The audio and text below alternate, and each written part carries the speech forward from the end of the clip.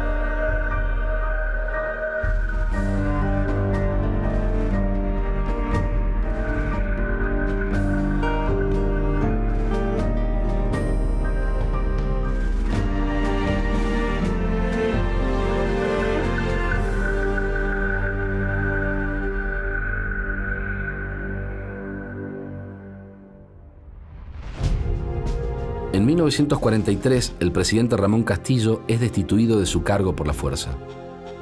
El general Pedro Pablo Ramírez lidera a los golpistas, integrados en su mayoría por grupos militares, nacionalistas y católicos, y también por civiles, radicales y conservadores. El nuevo gobierno está integrado por militares y jóvenes oficiales del ejército pertenecientes al GOU. El Grupo de Oficiales Unidos es una logia militar cuyo imperativo es restaurar la moral y la disciplina dentro del ejército.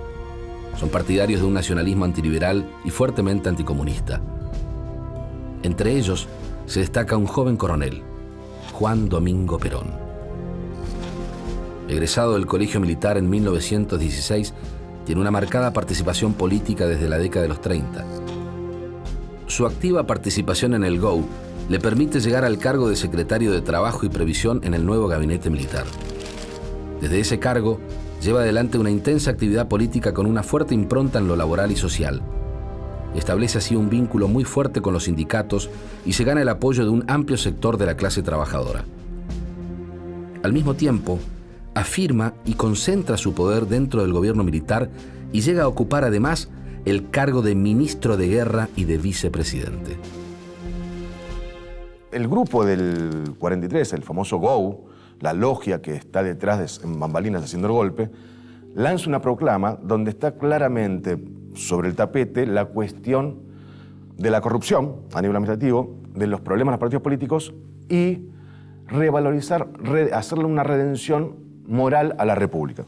Mientras tanto, tanto los sectores de los sindicatos, el empresariado joven, a aquellos sectores también como los miembros de Forja, van a encontrar en Perón un catalizador de nuevas ideas para un nuevo modelo de país. Desde el 43 en adelante, las Fuerzas Armadas asumen como una fuerza la idea de la redención social y de último garante de la moral argentina.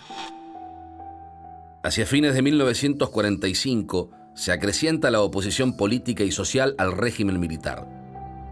Mientras tanto, las tensiones contra Perón, debido a su creciente poder, llegan a un punto límite dentro de las Fuerzas Armadas. Un sector del ejército, apoyado por el general Edelmiro Farrell, obliga a Perón a renunciar el 8 de octubre, quien días después es detenido y trasladado en un navío de la Marina a la isla Martín García. Las repercusiones son inmediatas. El gobierno, alertado sobre la situación, intenta desligar responsabilidades y calmar la agitación con una promesa: las conquistas sociales logradas con Perón no serán tocadas. Sin embargo, los trabajadores sospechan que sin Perón nada está garantizado. Los sindicatos convocan a movilizarse y la respuesta excede cualquier cálculo. El 17 de octubre, miles de trabajadores de la capital federal y de zonas industriales del Gran Buenos Aires convergen en la Plaza de Mayo. El ministro de Guerra, Eduardo Ábalos, se niega a cualquier intervención armada. La plaza está colmada y la consigna que los aglutina es clara: libertad a Perón. Las presiones no ceden y obligan finalmente al presidente Farrell a negociar con Perón, que exige la renuncia de algunos ministros y la formación de un gabinete propio. Bajo esas condiciones se compromete a pedir la partida pacífica de los manifestantes de la Plaza de Mayo. Pasadas las 23 horas, Juan Domingo Perón habla desde el balcón de la Casa Rosada, anuncia que ha pedido su pase a retiro, pero que continuará defendiendo los derechos de los trabajadores. A partir de entonces, el poder y la presencia de Perón son una realidad insoslayable.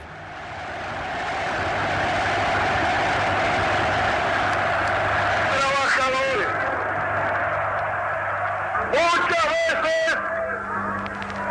muchas veces he asistido a reuniones de trabajadores.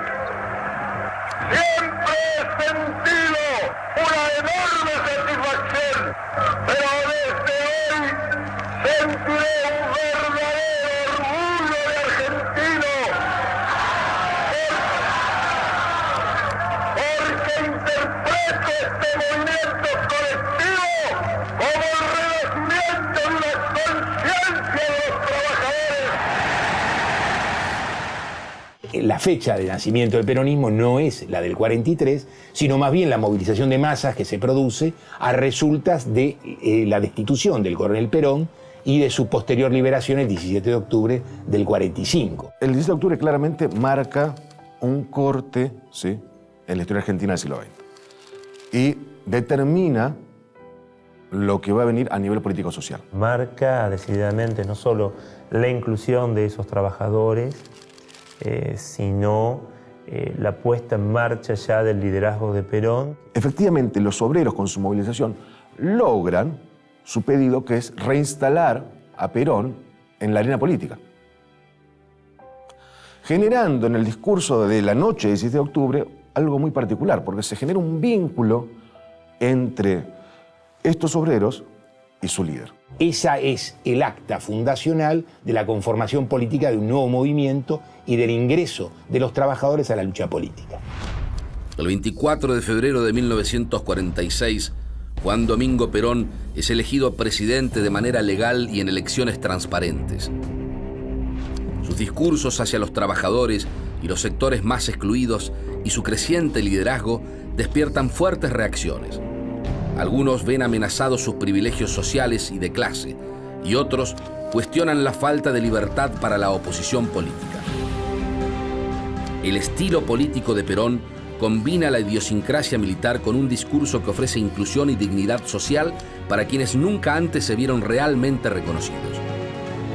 Las políticas sociales también llegan a los militares y la brecha simbólica y material con las altas jerarquías de oficiales se acorta. Su proyecto respecto de las Fuerzas Armadas se basa en distanciar a los militares de la política y al mismo tiempo favorecer el perfeccionamiento de sus hombres y de la institución castrense. También estimula el desarrollo bélico a partir de la producción de armamento nacional y otras industrias vinculadas como la siderurgia y la química pesada.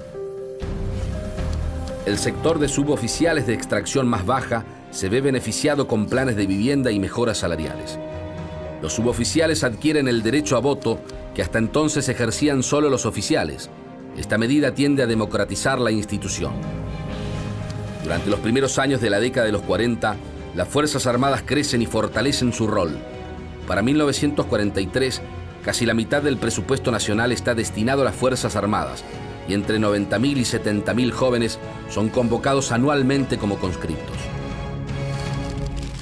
la primera presidencia de Perón muestra quizás el punto de más acercamiento entre esta alianza que se lleva el peronismo al poder, entre el ejército, los sectores populares y el mismo Perón como articulador de esta alianza. A partir de ese momento, en relación al proceso de peronización que se va produciendo en otros ámbitos de la sociedad, también empieza a haber un cierto avance sobre las Fuerzas Armadas, particularmente sobre el ejército. Perón también no solamente incrementó los presupuestos y el armamento, y cumplió muchas demandas de las Fuerzas Armadas, sino que también les da participación al crear 3 ministerios que son ocupados por los comandos más altos de las Fuerzas Armadas.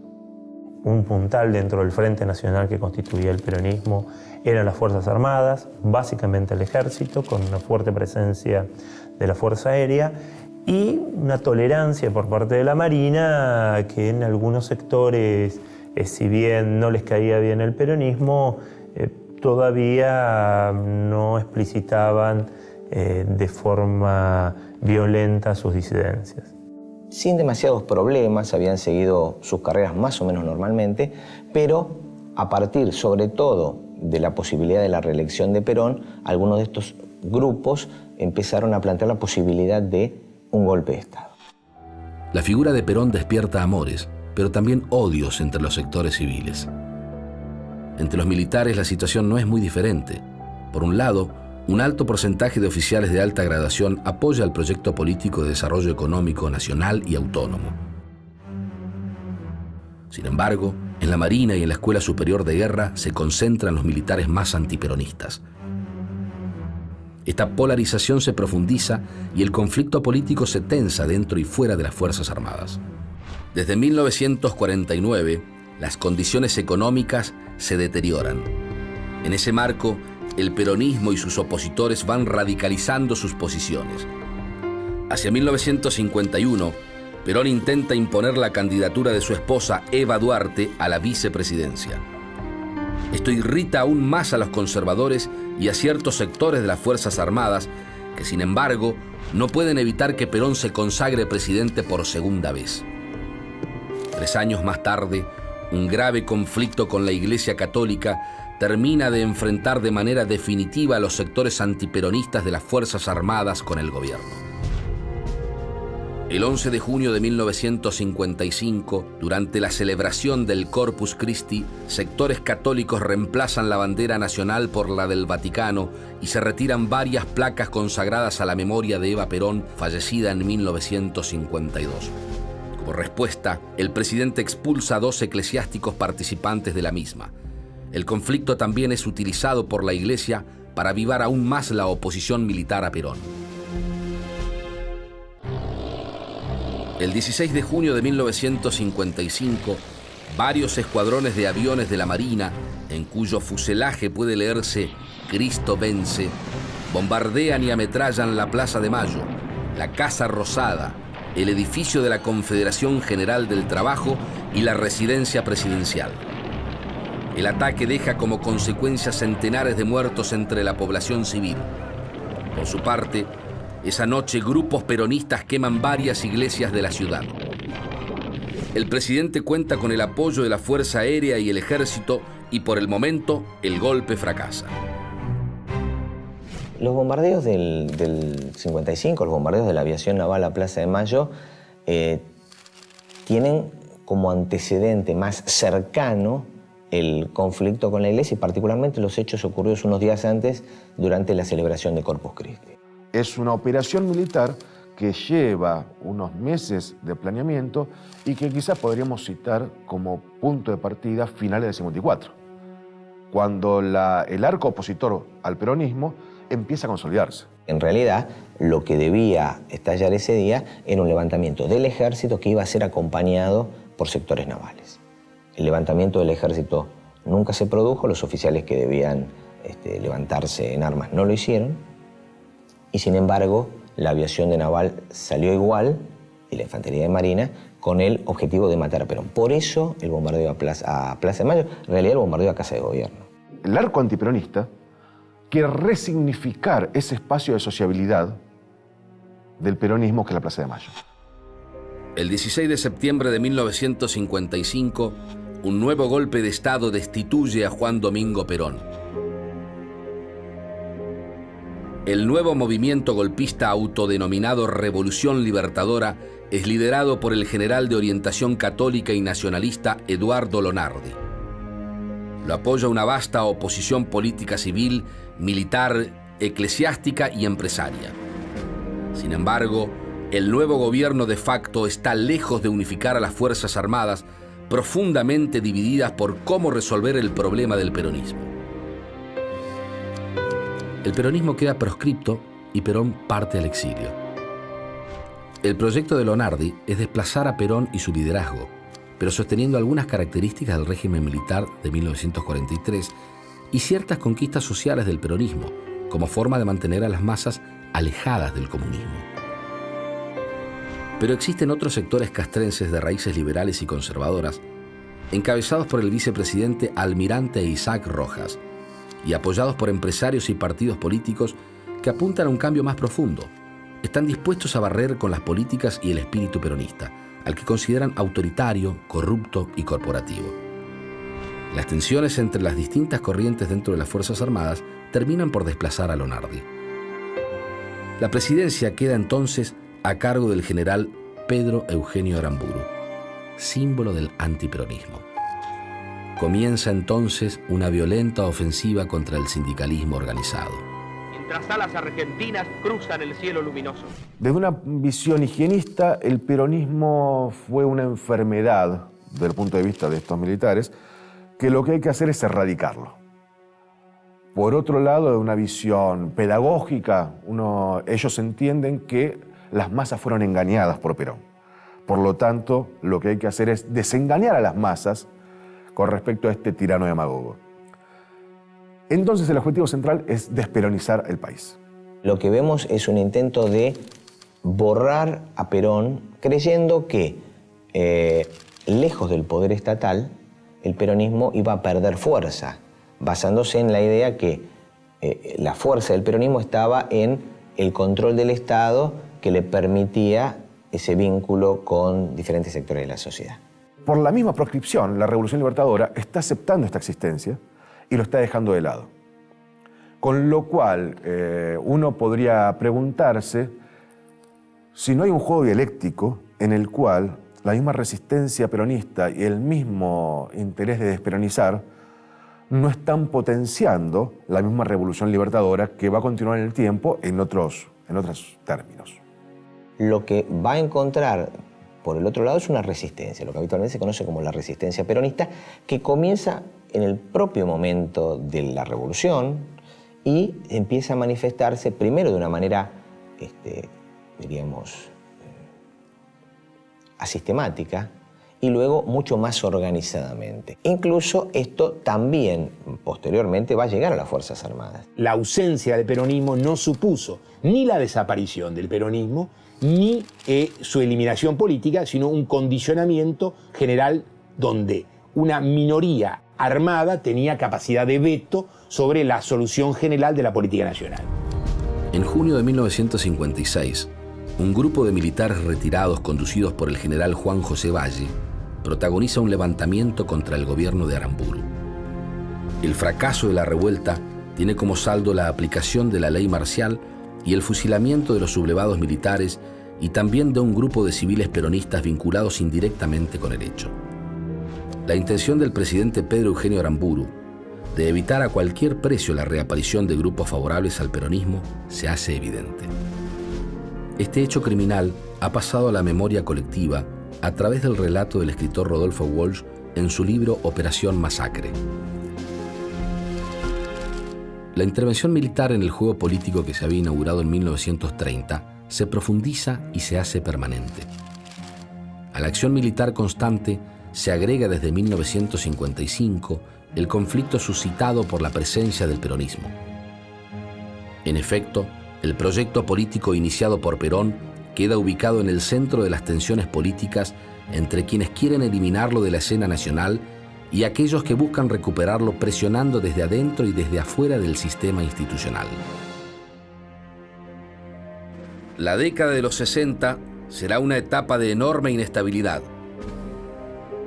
Desde 1955 y hasta 1973, persiste en el país una democracia restringida, en tanto que el peronismo está proscripto y no puede participar en las elecciones. Una parte importante de la población afín a esa fuerza no tiene posibilidades de expresar sus verdaderos deseos políticos a través del voto. Durante esos años, ningún sector ni partido logra consolidar un proyecto político ni permanecer en el poder sin ser derrocado. A su vez, cada uno de ellos está en condiciones de impedir el éxito de sus adversarios mediante acciones de fuerza. Ese juego imposible explica un período de enorme inestabilidad política. En este proceso, las Fuerzas Armadas son una herramienta activa, siempre dispuesta a intervenir una y otra vez. Esta dinámica caracteriza la década de los 60, en la que son desplazados los gobiernos civiles de los radicales Arturo Frondizi y Arturo Illia. Durante este periodo, ningún presidente logra terminar el mandato para el cual fue elegido. En esos años de inestabilidad, las Fuerzas Armadas también ven crecer sus conflictos internos. Tras la caída del gobierno de Frondizi en 1962, a pesar de coincidir en un pensamiento anticomunista y antiperonista, los grupos castrenses se dividen. Por un lado están los azules, principalmente oficiales de caballería, liderados por Juan Carlos Onganía, conocidos también como legalistas, por ser proclives a mantener el orden constitucional y buscar la forma de integrar a las masas peronistas. En cambio, los colorados provienen fundamentalmente de la Marina y tienen un fuerte respaldo de sectores civiles. Son extremadamente antiperonistas y están dispuestos a evitar la integración política de esa fuerza a cualquier precio. El golpe del 62 es un golpe programado desde el poder del Estado, no tiene ninguna clase de improvisación, no tiene ninguna clase de riesgo, no tiene ninguna clase de antagonismo. Sí hay una crisis al interior de las Fuerzas Armadas, la famosa crisis de azules y colorados. Azules y colorados son dos facciones que se forman en el ejército en el año 62, pero en realidad tienen su origen mucho antes. Casi uno podría rastrearlas desde el año 58, 59, pero nunca terminan de cristalizarse hasta el año 62. Tiene básicamente la discusión sobre cuál es el estatuto político admisible para la intervención del peronismo en la política argentina. O sea, este tipo de cuestiones hacía que algunos sectores, los llamados azules, creyeran que era necesario correrse un poco de la política o del primer plano de la política. En cambio, los colorados en ese aspecto plantean quizás la existencia de una dictadura de largo plazo. Los colorados consideran que no hay ninguna versión posible, los azules están dispuestos a negociar con los dirigentes sindicales y plantean en los hechos una suerte de peronismo sin Perón, que en el golpe del 66, a resultas de la incapacidad, de nuevo, de la Unión Cívica Radical, esta vez del pueblo, en las elecciones mendocinas, de ganar las elecciones, nuevamente se produce este recambio y aparece ahora sí un golpe nítida y absolutamente militar. Lo que creo que marca este periodo que se inicia en el 55 y que lo podemos prolongar hasta el 73 es un crecimiento de la autonomía militar. No es de una manera lineal. Hay avances y hay retrocesos, pero la tendencia es a un crecimiento de los militares que van siendo cada vez más autónomos del poder civil y de un poder civil que empieza a ser cada vez menos capaz de controlar a los militares. Hacia mediados de la década de los 60, las Fuerzas Armadas son vistas como el actor capaz de resolver por la fuerza los conflictos nacionales. A su vez, ellas se perciben a sí mismas como llamadas a decidir los destinos del país a través del ejercicio violento y autoritario del poder. Destitución tras destitución, se reafirma la dinámica iniciada en 1930, donde los conflictos solo parecen resolubles a través de la intervención militar permanente y por fuera de las reglas institucionales del juego político.